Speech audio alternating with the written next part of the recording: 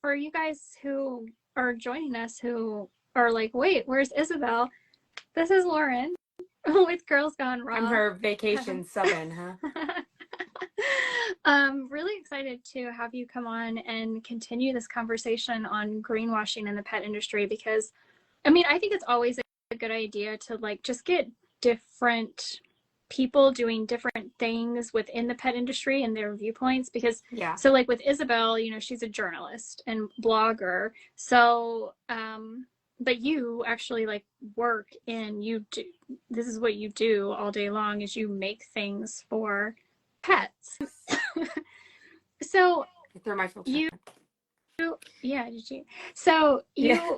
you do like all day long, this is what you do. You make things for pets to consume. Yeah. And so I think it's a good continuation of this conversation to have your input on like what you're seeing, because last time I just like I went through a list of terms basically. So guys, you can go check that out. We don't need to go through the whole list again, but a list of terms that are just like not either not regulated or very loosely regulated. And I think it's very deceptive to the pet parent who is trying to do better for their pet. And that was me. That's Yeah. how I got here, is because my dogs had cancer, and I just wanted to find something that I could trust. You know what I mean? Like everything had all of these ingredients that just they didn't need, and I didn't understand it. I was just trying to control everything, so I got sick of it. I'd been working in the pet food industry. I'd been working um, in pet stores and everything all across the board, and it'd be like real jerky but with glycerin and smoke flavor. I'm like, I don't want smoke flavor, I just want meat. And that's kind of how, like, the very baseline of how I got started. Yeah. I'm hearing an echo of myself, by the way. Does that mean anything? Are you? I am a little bit. That's okay. But I tell people, and like I did the expo this weekend, like I was saying, and I get to talk to a lot of people with that that aren't my normal customer. And I think through Instagram and stuff like that, I get that kind of 2.0 pet parent, and I get the people that have done the research already, and that's kind of how they found a very weird kind of niche brand like myself. And it's hard because a lot of people are like, I'm sorry, what? Does that have a face? And I'm like, yes, let me tell you why. And I did have that conversation a lot because in my realm, I'm not even required to tell you a lot of what's in most of my treats. So there's an exemption across the US. I think Washington is the only one that decided that they weren't going to hold to that. And with Chews, there's no requirement to do any testing or list ingredients. And that's where all the sketchy stuff comes in. That's where like the raw hides, they don't have to really tell you everything that's in it, and that's where you get that formaldehyde and the really sketchy products. So I tell people a lot, I'm like, I really try to be extra clear because I'm trying to bring in people who have very sensitive dogs, or even just the people that want to be more educated about it. And I almost consider myself like an advocate for the average pet parent, because I think a lot in our industry, we're so concerned about doing everything perfectly. And we have to keep in mind that most people see that and they're scared off. There's a lot of like negative tactics about like, never do this, these things never to do for your dog. Don't feed cold food. Don't feed dry food. And I'm like, try not to if you can. You know what I mean? But that isolates a lot of people. And I think that pet food labeling and pet treat labeling and everything in the pet food supplement, whatever, that's where the greenwashing really pisses me off, because that preys on the people that just don't really know. Yeah. And especially through our platforms, we get to see the people that do know better a little bit. And that leaves behind a really big group of people. And those people, I start to tell them some of these things and they're like, you know what I mean? And I'm like, it's really sketchy. Well, I So, mean, I actually want to go back to the first thing you said. You were like, yeah, sorry, people, diatribe there, but no, like you said, people are like, wait, that has a face on it. Like, and I think that actually fundamentally is the issue. The issue is that we are so far removed from our food sourcing that we think the most natural things for us and our pets to eat are weird and wrong. yeah, And that is where these companies really get to like jump in and prey on that lack of knowing and understanding and connection to our food sourcing and say, no, this is the best thing yeah, for you. No, that's the best thing for you, because we are so disconnected. We don't know. yeah. It, so, That's one of my favorite things right now is like people are trying to do better, right? And especially with pet obesity, um, they say like no people food, no table scraps. Okay. And then they're like, yeah, they're very proud of it. They're like, and we do no table scraps, no people food. I'm like, what's people food? And what's right. just food? Yeah. You know what I mean? That's the question I put out there. And they're like, and I'm like, yeah, don't feed your dog maybe barbecue grilled chicken or like the trimmings and like maybe a sauced up super salty steak. But like, is the blueberry people food or is that just food? Yeah. Sweet potato, chicken, tallow, ghee, things like that. Those are just food, and you should be giving your dogs that. And honestly, by not giving your dogs people food, you're doing them a disservice. But we've scared them away. And like, I don't want people to have obese dogs. I don't want to say like, give your dog scraps, and then like, Yeah. you know what I mean? I'd rather your dog be healthy. But I think we're doing that a disservice by scaring people away from just food, and that's I think how I don't know if it's veterinary or if it's just I don't know Well, where the root of that is or how to address that, but so I think ultimately AFCO is AFCO is there to take waste, industrial waste, and waste from the human food industry and find a use for it. And so they yeah. put it into pet food. And so these are the people that are educating veterinarians. Oh, And for sure. if you are honest about what's in that packaging of feed, let's be real, it's not food, it's feed. Generally speaking, there are foods out there, but a lot of what we're talking about is feed. If you're honest about it, people won't buy it, right? Yeah. So Well, they if have they were their own. honest about it, dogs wouldn't eat it. That's why they have to disguise it. You know what I mean? Yeah. Yeah, I know, I know. It's AFCO is such a, and I was just listening to your previous episode too, trying to catch up, and it's such a sick. I like that they have a basis so that our dogs aren't eating grossly unbalanced food, but the corruption behind it, like it's good in theory to have those requirements. I'm glad people aren't cheating and killing our dogs, but it is. And I do understand nobody likes waste. And Mm-hmm. I like the general idea of repurposing waste. I mean, I go to butchers and I buy what they would normally send out to rendering plants, some of it. So, like, I have to have a special rendering license to be able to go buy fresh beef ears, tracheas, Mm-hmm. skins. The only human grade products that I buy are like my Gerber organic chicken. My Culver duck is items that would normally go to Asian markets, and those are all human grade. Um, Most of the stuff I buy, though, would be considered feed. And so that's kind of the line that I walk that I'm like, it's not that I'm buying trash, but I Mm-hmm. think it's a disservice to let those things go to waste. Mm-hmm. But then when you're talking about, yeah, the fry oil, the rotten grocery store products with their foam trays, deceased pets with their harnesses and collars, you know what I mean? It's that Mm-hmm. maybe can be wasted and that could be Well, okay. Yeah, well, and I think, you know, the answer probably really lies in returning to regenerative farming so that there isn't all of this waste. But Hmm. that's a whole other thing that we Have don't you really have seen The control. Lunatic Farmer? No. I haven't. I haven't watched it yet. It's Joel. I can't remember if it's Joe or Joel Salatin. Gelatin. But he is a amazing regenerative farmer. I'm nuts about him right now. Um, and I'm hoping that he gets more of a voice this year with everything. But we can Mm-hmm. talk about that on the the other Yeah. side of things. But that really is the answer. I mean, there's so many of these farms that I work with that they're like, oh my God, you'll buy the heads and necks, and that's amazing.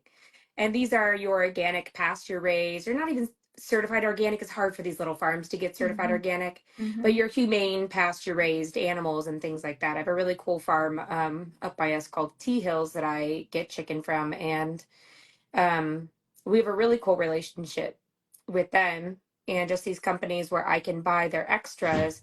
And I always tell people all the time, it's such an ironic thing that I was a vegetarian for a really solid time because now I sling body parts for a living. And I just think it's really humane to use the entire animal because there's so many nutrients and things like that. But then they get away with rawhide and some of these other really gross byproducts that I'm like, it's not really the same. No, it is not at all. Well, okay. So just to kind of go back a little bit, some of the well, one of the things I remember seeing this at in um, the new what is it called, new product showcase at Super Zoo a few years ago. Uh, it was a kibble, but it was called holistic, and I'm like, that's an oxymoron. Like what? Yeah, well, that's a Um, yeah, so holistic, veterinarian approved, yeah. I'm looking even through my like biodegradable. wording rules here. I have the whole list. I think Yeah. there's absolutely no requirements and there's no definition in pet food for the word holistic, which is so Mm-mm. annoying because that's such a powerful word. To me, that means a It lot. is. And that's something that I live by. I feel like I try to live a holistic lifestyle in general. You know what I mean? Like supporting the body from the root up. And it's just slung around like a bag of rocks these days, I feel It like. is. There's no legal definition for holistic. Premium veterinarian approved is unregulated. Hypoallergenic is unregulated. Non toxic is unregulated. And superfood is unregulated. Good. Yeah. Yeah. I mean, That's hard. And I mean, I even have to think about marketing because I have bills to pay. Buzzwords are buzzwords. yep. Um, but the thing is, like when I say superfoods, I'm using cranberries and organic parsley and thyme and organic lion's mane mushroom and oh, I mean, what is it? Blue Buffalo with their life source bits. The Well, that's life exactly. source bits. Like That's what about where that is sourcing I know life? where my mind went was not okay. Yes, blueberries, cranberries, mushrooms, whatever. Those are superfoods. Um, okay, there's no legal definition for them or a definition through AFCO for them, but we all kind of understand them to be superfoods. And I don't think that's necessarily something I would debate on a packaging, but I would debate the sourcing and the quality of that product and also the percentage of what's in that product because you're going to see on the front of the label all of that, almost all of that is marketing Hmm. on a pet food label. So you might see a huge heaping of cranberries or blueberries alongside a beautiful chicken breast. But when you're reading, if you actually read the ingredient label, it's going to be listed after salt, right? There's Like like that's less than where one I'm like, blueberry in the entire 50-pound bag. Yeah, I mm-hmm. Like know. how And that's deceptive is so that? hard. I get so frustrated for my pet owners that buy these products and they're like, "Yeah, we do the lamb and rice one and it uses like 100% lamb meal as the first ingredient. And like we looked, we read the label, we made sure that lamb was the first one. I'm like, you did your best. You know what I mean? And like, I'm so sorry that the industry is not honest. But you're getting scammed. Like anything with food coloring in the pet food industry is literally there just to make an idiot of you. Your dog It's sees brown. right. It's there for the humans to be like, oh, look at all these pretty colors. It must have fruits and vegetables in it because of these colors, when that's not The at green all the case. peas and the orange Mm-hmm. carrots and the red meat chunks. And yeah, it happens to be all those colors that end up being brown for our dogs anyway. So that's just, yeah, like I said, it's like I almost feel like I have to be an advocate for the normal person, because it's, you should be furious about that. Yes. Like if somebody came up to you and like lied to your face, you'd be offended. And it's 100% all of the health washing in the pet industry is just preying on the ignorance of the average person, and that makes me want to light something on fire. Like that makes me want to flip a car. I can't, because I'm but it's, I say all the time, I'm so lucky to be part of an industry that's founded in integrity.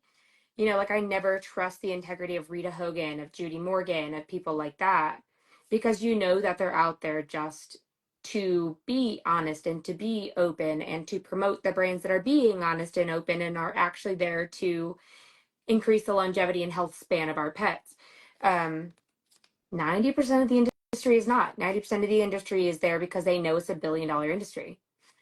And Yeah. we have to try to help people fight around that. And so yeah, that's why it's like the low calorie in the human industry, but it's loaded with preservatives that are just pickling you from head to toe. And I'm like, Or the sugar free and diet. That I literally cringe when I see that anymore. I'm like, that is so much worse for you than if you just ate yeah, the regular stuff or drank the regular stuff. Like, yeah. please stop doing this. Please stop. And it's okay to have happy mediums. Like we all need a treat sometimes too. Like I give my dog pup cups at Starbucks. That's my thing. Some people would tell me that I'm absolutely poisoning my dogs with that. And I'm like, we need to be humble. My dogs eat like raw whole prairie rabbits like 7 days a week. You know what I Yeah. mean? I'm like, one pup cup yeah, should they have it? No, but it is what it is. One glass of wine is not going to kill me. Um, and I think that that's something too that I'm realizing about our industry. And I love podcasts like yours and things like that. But there's some people out there that are like, never feed kibble. And I'm like, this is a really hard time for people. Like, if that's what you can afford, I'm going to immediately unfollow you if I feel shamed. And Mm-hmm. your budget is what it is. Do the best way you can with that. And giving people the tools to sort through the bullshit and find, sorry, and find the good things out there, and to, you know, learn how to read the packaging. It's I it's a good tool. It's like teaching them to fish instead of giving them fish, kind of deal. yeah. Yeah. I have to admit that like it's so hard to get people's attention on social media anymore, It that is. like that first 3-second hook Oh yeah. can, like, I do try to be a little bit more controversial in that first 3-second hook to get people's attention. And Yeah. then I'm like, but then I try to walk it back a little and I'm like, let's try not to, Yeah. or don't feed all kibble, or Yeah. like I want to be inclusive, but I also need to get your attention. And I think there's a line, and it's hard to figure out where that line is, for I because think it's you not going to be do in a good this, job with that. it's not going to A be in the lot of same people don't place walk for it back though. everybody.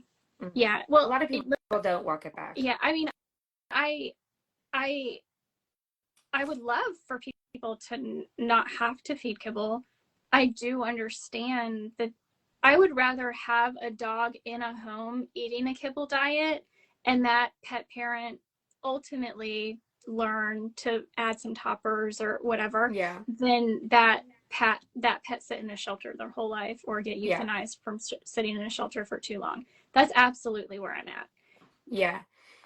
And what I get some people to also is, instead of spending all your money on a very top end kibble, because in the end, they all have pretty high carbs. They're all going to have those AGEs and the things that result from very high temperature processing. And it is kind of what it is. I'd rather you feed a mid-range, affordable food and add toppers. So a lot of what I talked about this weekend, because these are a lot of rural people, they're doing their best, they're kind of blue collar. Find a local butcher that does maybe a dog blend, which often has like heart meat and some trim, or like liver and things like that. I'd rather you feed a lower quality kibble, which is painful to say, because I know how low it can get, but something like Nutro. Yeah. And then add fresh meats to that. Add some local chicken eggs. Add things like my products or bone broth. Um, and then maybe from there, they start to learn and they look at their own diet and they look at everything around that. And yeah, I feel like, because I also started out, I mean, I got accused in the beginning of kibble shaming in a lot of my videos. And I was like, oh, I don't want to do that. Sorry. Yeah. I was just trying to get shares. I don't know. Yeah. We're just out here fighting for whatever Yeah. little piece of the algorithm we can get. And because we also are normal people with bills to pay and dogs to feed. And I'm really lucky that I've gotten to partner with so many of these amazing brands. But like, it's expensive sometimes, unless you have a lot of time and resources. And especially for people wanting to get into raw feeding and they're like, yeah, I'm going to go into 100%, we're going to make our own raw. I'm like, you're going to burn yourself out. It can be really intimidating, or you see all these beautiful bowls on the internet and you start feeling like you have to do that. And that's why I I feel like have I've kind of humbled myself. never once in my life made a beautiful bowl. I'll Never do it for once. like, I'll do it for like Easter or For like like, Easter. know, I did like a charcuterie board almost one year for her birthday. I did where it was like I did all these different like prime rib and scrambled egg and blueberry, I did all ooh, the things. And so it was interesting to see like what she went for first. But like that was one time. yeah, I know. Should we like normalize messy bowls? I know I have so many of Yes. my customers and followers tag me in these like outrageous bowls, and I'm like, good for you. My dogs ate today. You Right? know what I mean? Like half Yes. the time my dogs get whatever we're making that day, and I'll throw them a rabbit leg or a quarter or something like that. And then we balance it out at the end of the day with the Dr. Harvey's. But yeah, it's just I just feel, especially going out to Super Zoo now and seeing just everything is exploding. Everybody's got a CBD. Everybody's got a supplement. Everybody's, you know what I mean? Everybody's got probiotics. Everybody's got, And and that's another thing that every, Lord have everybody's got mercy. a kibble. Yeah. I really appreciate the brands that have not expanded into a kibble. I think that's hard for because you're leaving money on the table, right? As a brand owner.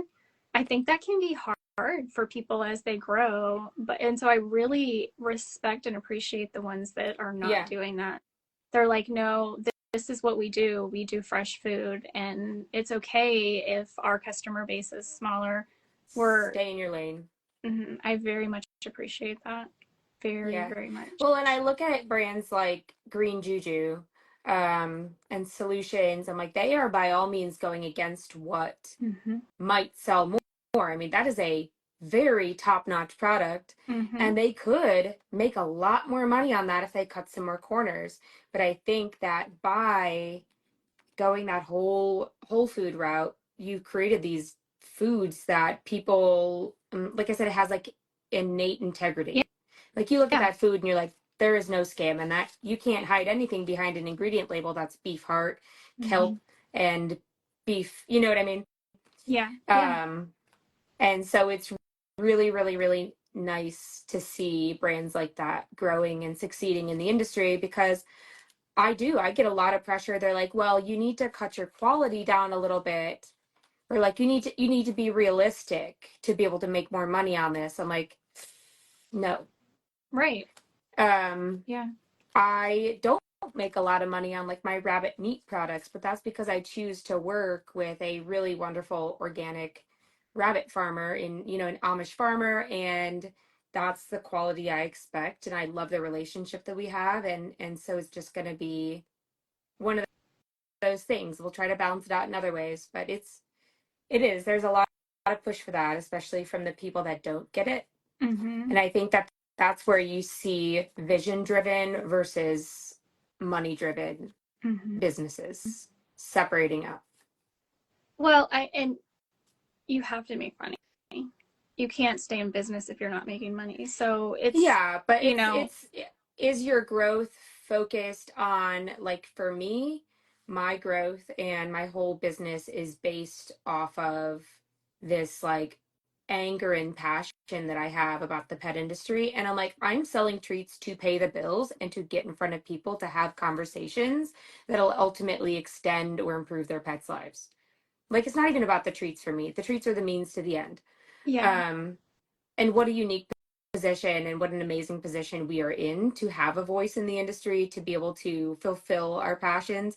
I rant about that. That's my one thing. I mean, as a mom, being able to have a something where I feel like I'm actually making a difference in the world is so cool.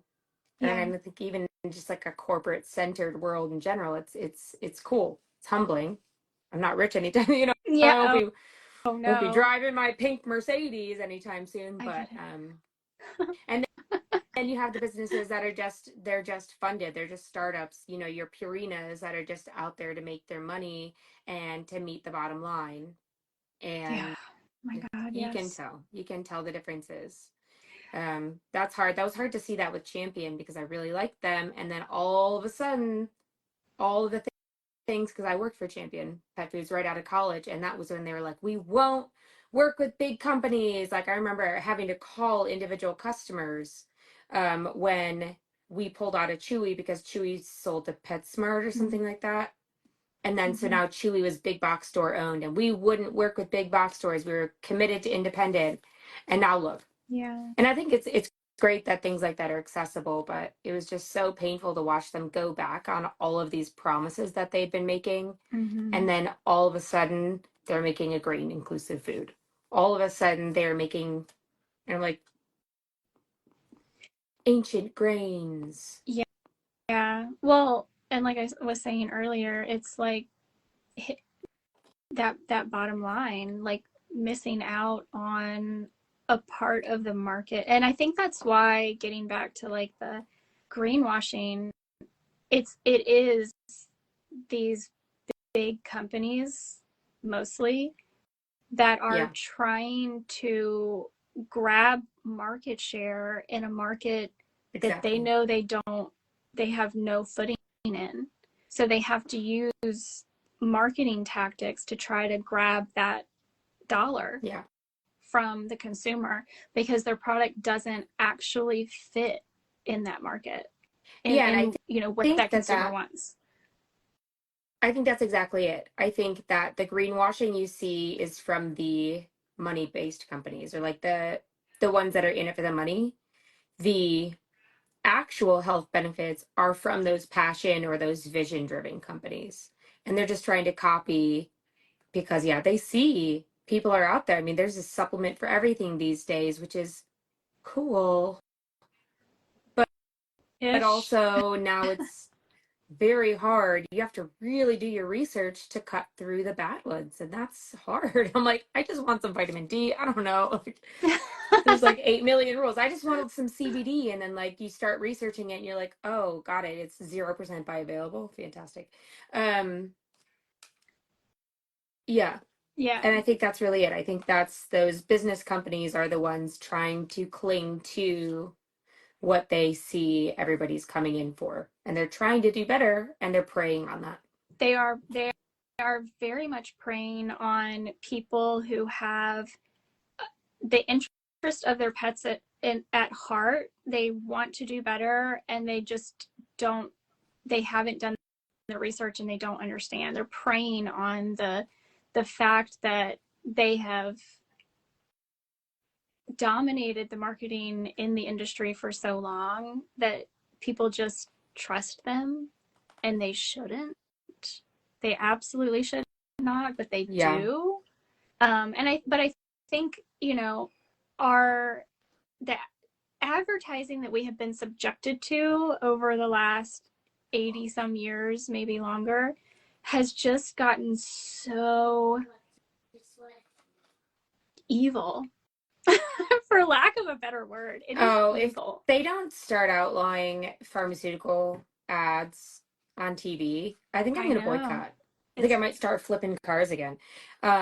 Every time I see one, I'm like, I'm done watching. I'm instantly mood ruined. Why did I just see a hepatitis vaccine ad in the middle of my Real Housewives or whatever? Um, wow.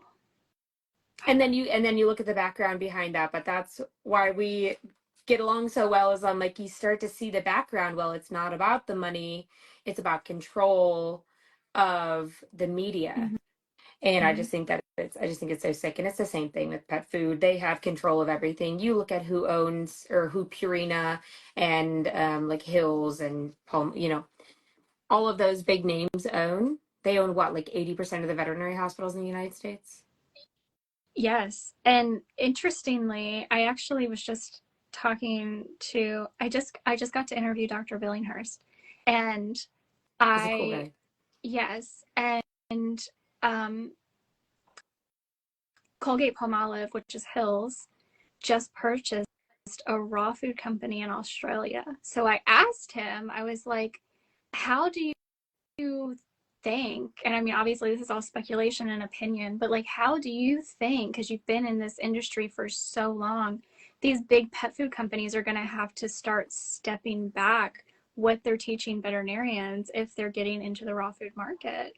And he would, of course, and then he asked me what the pet food Very company was, and interesting. I told him, and he was like, I've been wondering why their advertising has gone crazy. Like, I guess on TV they've been advertising like crazy, and he's like, I understand why they've been able to do that now.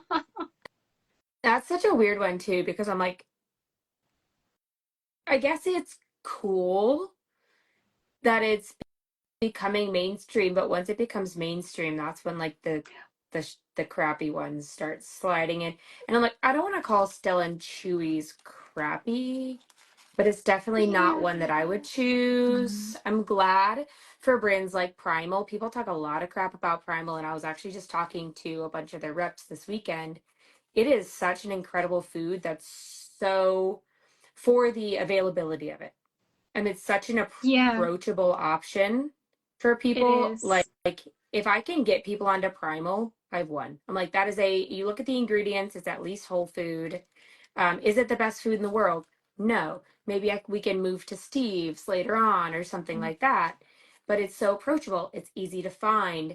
It's, yeah, not so scary, and it's a little bit more accepted. Mm-hmm.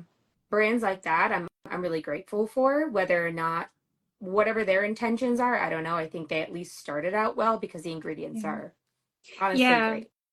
It actually is interesting how available they are, because like I have a client in Alaska, and it's about the only thing she can get.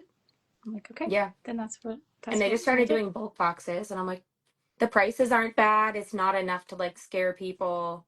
Um, yeah, you can get it in your Pet Supply Plus. So that's what I'm saying, going back to like the average consumer, Mm-hmm. um, making things available to them. And that's why like I do like my whole prey rabbit sticks. It's whole prey, but it's just a crunchy little sausage. It's got this cute pink label. It's approachable. It's not so scary. Because then, I bring somebody in and they see rabbit heads on the table and they're like, we're in the wrong place. And I'm like, look to the PG section. Like, Yeah. don't run away. I do. I grade everything like PG to rated R. I'm like, look away from the dead birds. Go to the jerky. It's at least human grade. Um, Yeah. because it's a lot Yeah. of times just getting people thinking and getting their toe in the door. And then you can be like, have you thought about swapping out the milk bones for Mm. something better? Yes.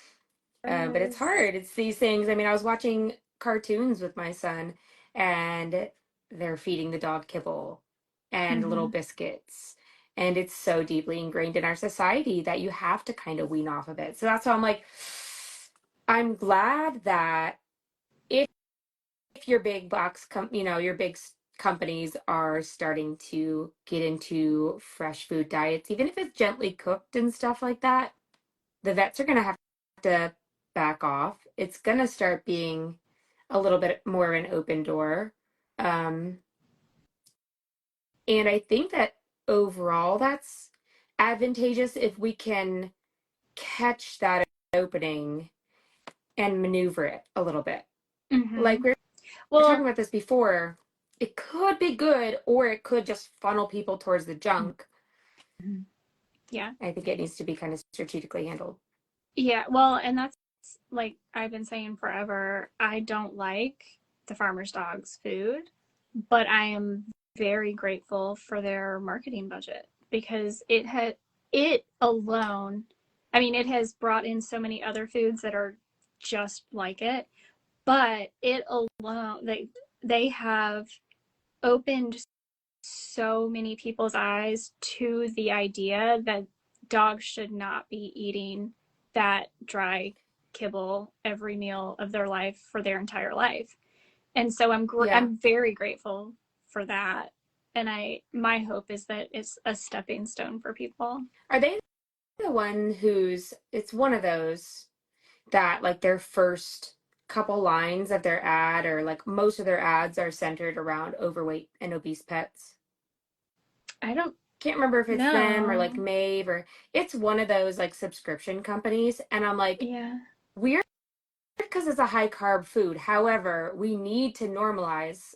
I say this in the nicest way possible. I'd say I'm like the number one dog body shamer, and you're welcome for it because it's like we need to normalize critiquing our pet's weight Mm-hmm. more. I don't want to say like fat shaming, but that is the easiest thing that you can do for your dogs Mm-hmm. is to get weight off of them. Like, I think I think it's so hard because, and I mean this in the best possible way. It is so hard for a person to look at themselves in the mirror and say, I need to make a change.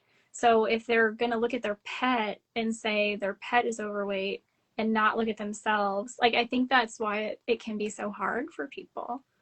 yeah, I feel like we've gone through the wave of being fat is bad, and we're starting to shift it more to respect your body. Your body is a Mm-hmm. temple. I'm trying to think about how to word this. Like, I feel at least in everything that I see, because I'm in CrossFit and it's a very much like all bodies welcome, Yeah. all body Yeah. types. Like a lot of the most amazing athletes in CrossFit are what you would look at and say they're overweight, but they're Mm-hmm. the strongest, most in shape people ever.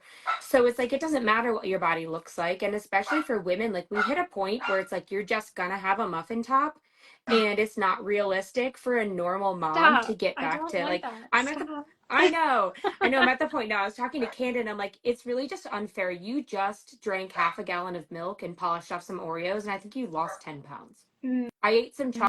chocolate and like went up 2 pant sizes, and I work out 7 days a week. I'm like, I'm so sick. I hate salad. Like, I don't want to eat Oh diet. my gosh, girl.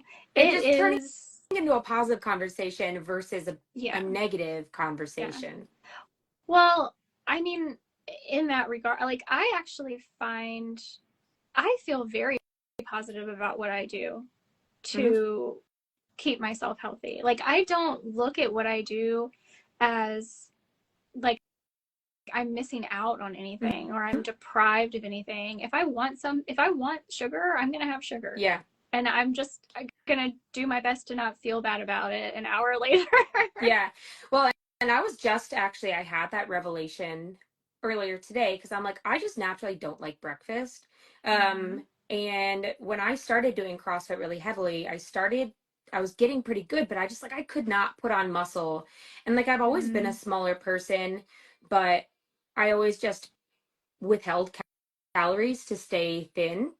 And that was easy for me. I don't really have a huge appetite anyway, but I didn't realize what a negative relationship I had with food Mm-hmm. until I had to start eating more. And it was really hard.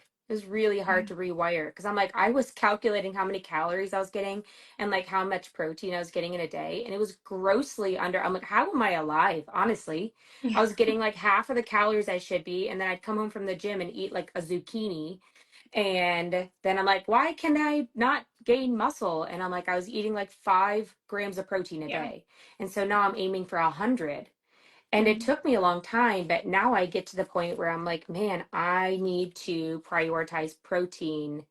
And I don't even really think about calories. I try to have Mm-hmm. I gotten don't to a point either. where I'm trying to figuring out quantity of what I'm eating, because I did like when my working out slows down.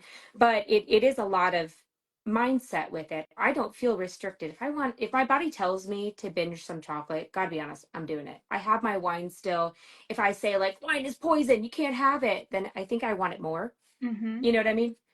Yeah. And so now it's a lot of just, yeah, trying to have a healthy relationship with things. And I think about that with our pets too. So getting back to the Yeah. pet side of things, but it is like, it's not depriving of your dog of food. You're just prioritizing longevity. You're Yeah. prioritizing their health span, you know. Right. It I think it is very these two things are very intertwined. Whether you start getting yourself healthy first or you start getting your pets healthy first, like they are so intertwined. You're going to eventually figure like you're going to at least realize and make some changes for yourself if you start making changes for your pet. And I Yeah. think that's a really good thing. It's a really, Mm-hmm. really good thing Well, with the, as well as we know that our pets feed off of our mental, like our energy. And so the more in sync you both are, the better holistic picture you're going to get. yeah. Um, but yeah, so and to kind of further that thought, greenwashing in the pet industry, it doesn't end in the pet industry. It is absolutely in everything we buy for ourselves as well. Very heavy. So if you start learning to read, I think that's one of the first things. Start learning to read labels, not just the front, the pretty pack, the front of those pretty packages. Like I went to a Walmart the other day for the first time in I don't know how long, and I'm just like like it's overload for me. I know I'm sure I'm like in the minority. I can't watch my nephew play a video game. I can't walk into a Target or a Walmart and see these like you know colors and bright and everything's trying to grab your like it is overload for me and I'm just like I need to get out of here. I cannot handle this. Yeah. But when that's all you have seen for years and years and years, you're like blind to Unlearning it. is hard. Yeah, yeah. So turning around those packages, period, end of statement. I don't care what it is. I don't care if it's for you or if it's for your pets. Turn around those packages and look at the ingredients. Are you comfortable with those ingredients? I think that's a really good place to start. Yeah. And that's a lot of what I try to preach is like conscious consumerism. Like it's hard. It is a lot to learn. Like this is why I'm excited to talk more on the human side of things, but I deal a lot with parents now who are like, my God, I can barely get through the grocery store as it is. Like if I have to turn over every single label, you get better at Yeah. it. You know what to look for. If I see certain tag words on the label, I'm immediately not even going to Mm-hmm. spend my time on it. At least I know with like certified organic, I still am going to turn it over, but I know that we're missing out on some stuff. You know, or if I go to Aldi, that takes a little bit of the guesswork out of it for me. But I'm like, marshmallows have red dye in them. Everything has dye in it. I can't buy pepperoni that doesn't have BHA and BHT. My son loves pepperoni. I love pepperoni. And I don't want to deprive him of all of the fun things. I mean, I grew up Yeah. on Captain Crunch and purple ketchup. Do you remember that purple ketchup from like the, I don't know, 2000s? No, but do you remember clear Pepsi? I mean, It just made me bring think that like back, I guess. Like, how do they make it clear? I don't. I don't know. I guess they just didn't put the caramel color in it. I have no idea. Well, But I think they're like all of these things that we remember that are, you know, they all of it was nostalgic. so very nostalgic and absolutely horrible for us. Well, that's what Absolutely horrible. Trix. Mm, Trix tried to take artificial food coloring out, but then people were furious because they're like, you're ruining their memories, brother. wow. Please. And so then they went back and they added them back in, and they're like, we tried, you guys didn't like it, and I'm like, that's so disappointing. Like, we're so Yeah. close. If they would have done that and succeeded, would others have followed suit? Well, So no, yeah. Kellogg is like, meh, not gonna do that. And I'm Well, like, and I wonder because I think West Virginia just banned all artificial food I colorings. did see that. What a random state to do that. A Though very I feel random like state to do that, and so I wonder if that applies to pet food or not, or just human food. And I also wonder how that is going to work because a company makes what they make and distributes it to every state. So are they just no longer going to distribute to West Virginia, yeah. or are they going to change their products so that they can So I distribute to think like? didn't California banned them a while ago, or at least a I bit don't think all of ago. them. Is it all? I didn't think they If did you're all of them. if you're watching this and you know the answer I to know. that, put it Please. because I just watched To Die For, and then I followed that. I was like binge watching the health documentaries, and I followed that up right with Food Inc. And that's what they're saying. They're like, okay, sure, it's just one state, but if you get enough individual states, I mean, what are these foods gonna do? Just Right. not sell? Are they gonna make are they gonna make a new product just to sell in that one state? No, eventually they're going to fold. Yeah. And uh, that's what's so frustrating about like the Vani Hari Food Babes situation. She's like, we're not asking you to make a new product. Just sell us the Canadian Fruit Loops. Like, Mm-hmm. it's still a junk food. We just want it to not be maybe poisonous. And it's so frustrating to me. Um, my favorite one that I like to bring up, I don't know if it's my favorite, I think it's my least favorite, but the nutrient shake that they give to cancer Oh patients yeah. Yeah. has it had red 3 in it, which was proven carcinogenic. What? I I went, You're was it feeding cancer to cancer patients? My God. 2 years ago, roughly? I went, my aunt, my uncle's wife, so I wasn't blood related to her, but anyway, she was in the hospital because she had lung cancer. And I went up there with my mom to see her, and I'm I I'm literally in this hospital. First of all, I hate being in a hospital, and I'm looking at all of the food that has been brought to her, and it is 100% sugar and carbs. It was macaroni and cheese. It was like apple juice or grape juice. It was pudding, Jello pudding. I mean, oh, did I lose you on Instagram again? Oh, okay. No worries. We'll just wrap up.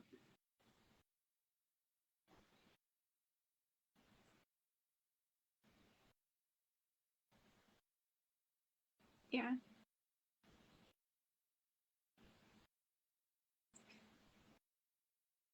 Yeah. Hang on 1 second.